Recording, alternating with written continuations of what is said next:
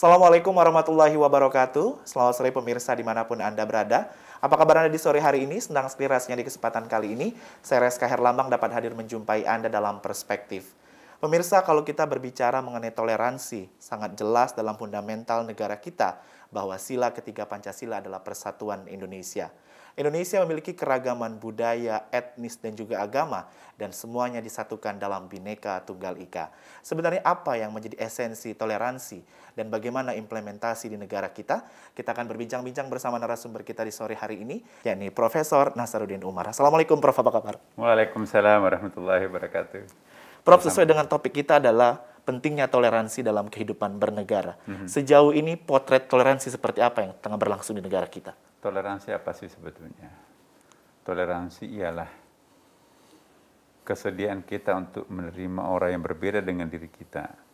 Di situ ada toleransi. Tidak ada toleransi kalau hanya egonya, dia sendiri yang mau benar, kebenaran tidak ada dari pihak lain. Jadi toleransi yang paling sejati itu ialah kelapangan dada kita untuk menerima perbedaan itu sendiri. Nah, Indonesia ini adalah suatu negara, suatu lukisan Tuhan yang maha indah, ya. Dari ujung sampai ke ujung, Indonesia ini memaparkan sebuah lukisan yang amat sangat cantik, indah, konfigurasi etniknya, kemudian juga pulau-pulaunya, bahkan juga warna kulitnya, perbedaan waktunya, ditambah lagi kebudayaan peradabannya luar biasa. Nah, ini bagaikan sebuah lukisan hidup yang maha indah dari Allah Subhanahu wa taala. Nah, ini kita harus syukuri perbedaan itu. Jangan meratapi sebuah perbedaan, tapi syukuri perbedaan. Sebuah lukisan tidak akan indah kalau warna putih dibingkai dengan emas sekalipun. Lukisan itu ditentukan oleh lukisannya, bukan bingkainya. Apa artinya bingkai emas kalau yang dibingkai hanya kertas putih? Sekalipun tanpa bingkai, tapi kalau yang ditampilkan adalah rona warnanya yang sangat konfiguratif, mengesankan. Nah, itulah Indonesia sebetulnya. Nah, bagaimana caranya menggapai sebuah masyarakat yang toleransi? Bagi kita di Indonesia itu ya sangat istimewa karena berjumpa dua peradaban besar. Ya, saya secara pribadi saya ingin mengatakan saya sangat bersyukur, saya sangat bangga karena saya sebagai orang Indonesia dan juga saya sebagai orang Islam. Sebagai orang Indonesia saya bangga betul-betul, kemanapun juga saya berada di luar negeri saya bangga. Kenapa? Karena kami bisa menjadi negara yang utuh di tengah perbedaan etnik, budaya, bahasa, dan sebagainya. Coba bandingkan negara lain, hanya berapa etnik, tapi perang saudara setiap hari. Nah, kita alhamdulillah luar biasa. Nah, ini budaya maritim yang kita anut di Indonesia ini, itu juga kontribusi yang paling besar. Bandingkan negara-negara kontinental, negara daratan di Eropa, atau negara daratan di Timur Tengah, di Afrika. Ya, semakin daratan sebuah negara, sebuah bangsa, itu stratifikasi sosialnya itu pun juga bertingkat-tingkat. Tapi kita kan negara pulau, berarti egaliter gitu kan. Apa prinsip dasarnya negara kepulauan? Di mana ada pantai, di situ bebas parkir perahu. Di mana ada sungai, di situ kita bebas mengambil air tawar. Di mana ada api, di situ juga gratis api itu. Kan dulu kan identik perapian ya, Iya. kayu bakar. Nah, jadi saya kira Indonesia ini adalah qita'un minal jannah. Itu serpihan surga yang datang di Indonesia lebih awal. Jadi kita bersyukur sebagai warga Indonesia. Yang kedua, saya juga bersyukur sebagai seorang muslim. Karena agama saya ini juga, dan agama kita semua beragama Islam, menuntun kita untuk menjadi orang yang toleransi. Walaqad karramna bani Adam, Allah memuliakan anak cucu Adam. Itu luar biasa redaksinya ini. Beri Allah itu maha pintar itu ya. Kok Tuhan tidak mengatakan walaqad karramna muslimun, Allah memuliakan orang Islam? Enggak.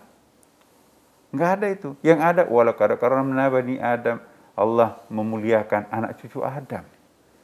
Dalam bahasa Arab itu tidak dikatakan walaqad faddalna. Kalau faddal itu proven. Tapi kalau karam itu sacred, jadi mensakralkan manusia itu. Maka itu manusia itu dalam Al-Quran, dalam Islam itu luar biasa harganya manusia itu kan. Sampai mayat pun juga harus dihargai manusia itu. Mana ada agama lain seperti itu, mohon maaf. Mematahkan tulang rusuk mayat, ya sama dosanya kalau mematahkan tulang rusuknya orang hidup. menginjak perut-perutnya orang di makam itu, kata Nabi, sama dengan menginjak perutnya orang yang hidup. Kalau ada mayat yang hanyut dari sebuah sungai, tidak ada yang mendamparkan, maka seluruh penduduk desa yang dialiri sungai itu berdosa massal. Kalau ada mayat yang tidak dikuburkan, lalu dimakan binatang buas, ya, maka seluruh warga desa yang tahu tentang itu dosa massal. Jadi jangan karena KTP-nya non-muslim, maka kita menggeletakkan mayat itu berdosa. Jadi artinya bahwa jangan pernah sekali-sekali kita meratapi perbedaan tadi, tapi justru mensyukuri perbedaan tadi. Ya. Tapi Prof, faktanya kalau kita melihat dinamika kehidupan berkebangsaan kita, kemudian bernegara kita, masih banyak sekali beberapa dimensi-dimensi yang seakan-akan merusak toleransi ini, Prof. Pandangan Prof seperti apa? Nah, saya kok nggak melihat seperti itu ya. Kita harus bedakan antara problem dan dinamika. Jangan berbeda dengan kita, jangan hiruk pikuk di media, itu persoalan. No, dinamika itu bukan persoalan. Konsekuensi masyarakat itu makin cerdas, dinamikanya itu makin aktif. Dulu kita masih bodoh semuanya kan.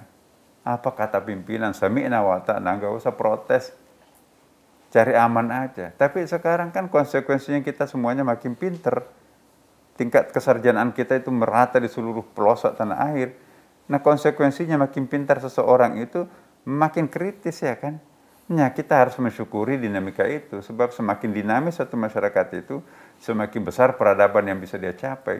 Coba kalau primitif. Primitif itu apa kata rajanya, itu kata rakyatnya. Nggak usah diprotes, nggak usah diinterupsi, nggak usah dibantah, nggak usah dihalang-halangi.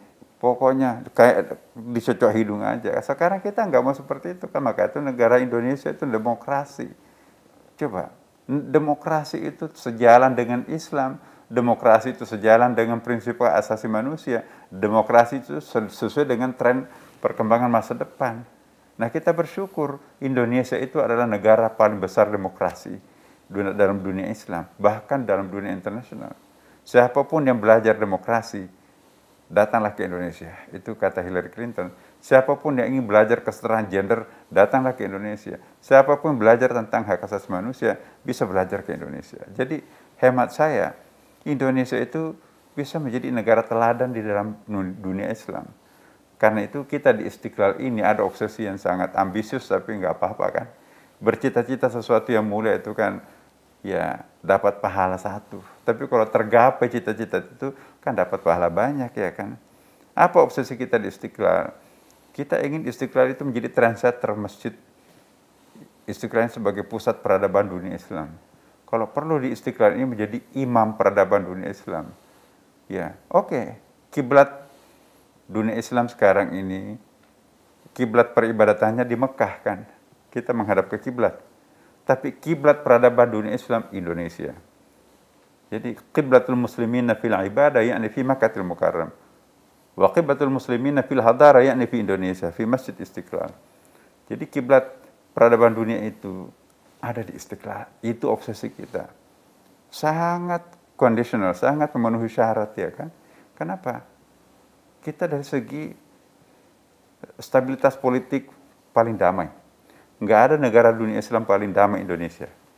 Dulu ada Jordan, tapi Jordan kan sekarang bersepupu, ada konflik antara sepupu itu kan, Raja Abdullah itu. Nah berarti kita Indonesia ini betul-betul cermin internasional. Jangan lagi Indonesia diobok-obok, sebab kalau Indonesia itu pudar, maka seluruh dunia Islam itu kecewa.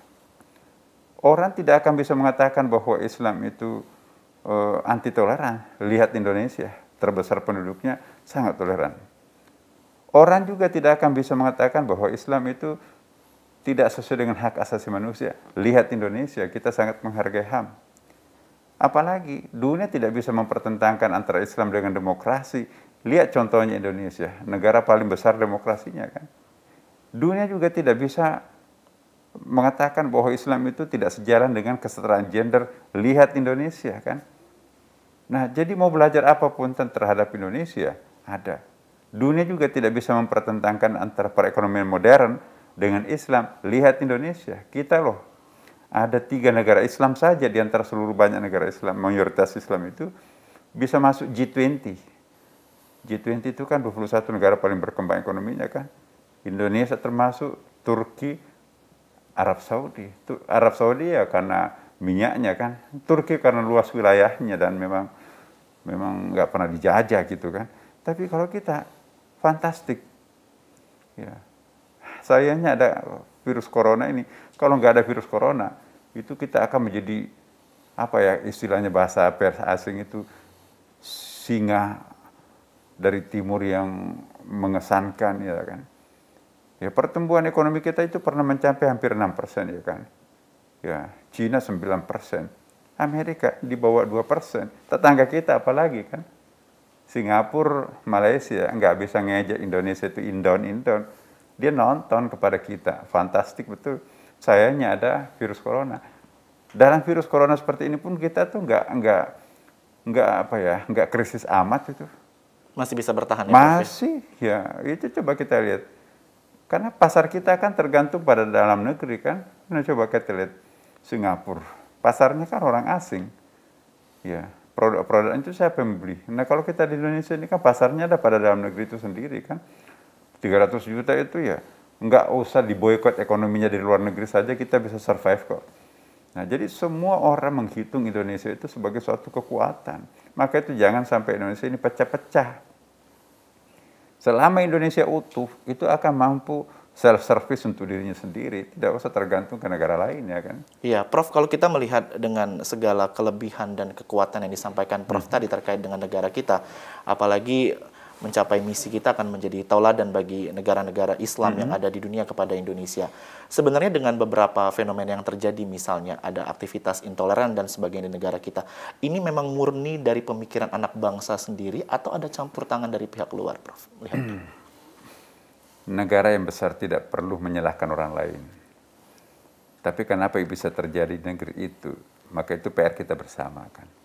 Karena itu saya mohon betul, kalau ada persoalan di tanah air kita nggak usah ngusik-ngusik negara lain. Nanti menambah persoalan. Yang penting bagaimana mengatasi persoalan itu. Itu yang poin saya. Kita kan sekarang ini, kenapa sih kita nggak mau jujur bahwa itu persoalan kita? Wah itu kan apa ideologi transnasional. Itu dari sana bawa ke sini. Mau dari mana kek, tapi itu kejadiannya di Indonesia kan. Tugas kita untuk menyelesaikan. Nah, hemat saya, nggak usah menambah persoalan dengan menuding negara lain. Nah, kalau saya, apa yang dilakukan pemerintah kita sekarang ini, sebelum Pak Jokowi juga, Pak SBY, itu saya kok melihat kita sudah sangat matang menyikapi sebuah problem. Maka itu kita kan bukan termasuk negara manja kan. Ada tuh kan negara manja, sedikit-sedikit kalau ada masalah itu teriakin tetangganya. Ini gara-gara tetangga ini ngapain kita? Apa untungnya kita melibatkan negara lain untuk menyelesaikan persoalan? Itu menandakan kita itu negara tidak otonom. Nah, udahlah persoalan di tanah air kita selesaikan sendiri.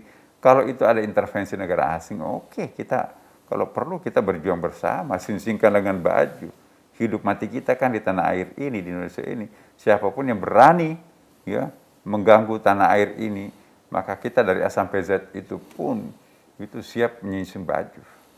Kita tidak ingin membiarkan diri kita itu dijajah kembali seperti di masa Bahla itu kan. Nah sekarang ini saya mohon betul kepada para pemirsa kita di TVRI yang tercinta ini, mari kita memperkuat solidaritas keindonesiaan kita ini.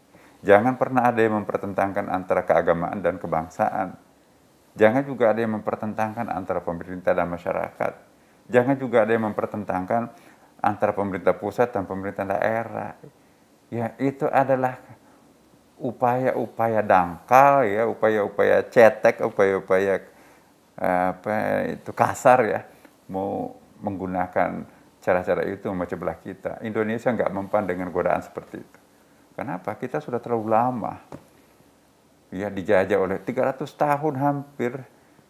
Jadi siapapun walaupun berbeda agamanya, tetapi kalau negara ini terusik, udah lupakan perbedaan. We are the same. Kita NKRI Indonesia.